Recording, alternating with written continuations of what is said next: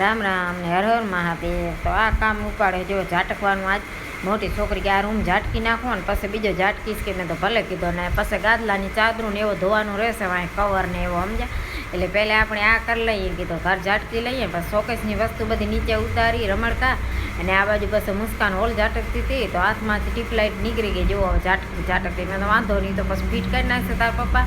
અને પાછું નાસ્તામાં બનાવી નાખ્યા છે પૌવા ને કાલ લઈએ તો પાપડી ને લકડિયા ને દહીં ને આવું બધું લઈને આપણે નાસ્તો કરી લીધો. અને રાંધવાનું થાય મોડો ઘર ઝાટકે એટલે નાસ્તો કરી લો તો વાંધો ના આવે. પછી હું નાહી ધોઈને લડ્ડુ ભગવાનને મસ્ત આજ તો તૈયાર કરી દીધા. નવો સાપો ને બધો પહેરાવીને લડ્ડુને આપણે દઈ દીધી કેલા લડ્ડુ ભગવાનને નાસ્તો કરીને બેસી જાય એટલે વાંધો નહીં.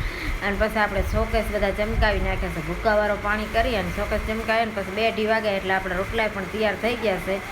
તો રોટલા બની ગયા છે ને પછી ચીરા ગયો તો પડીમાં તો ખાંડ ચોખા ને ઘઉં ને એવું બધું લઈ આવ્યો છે 4 વાગ્યા ત્યારે.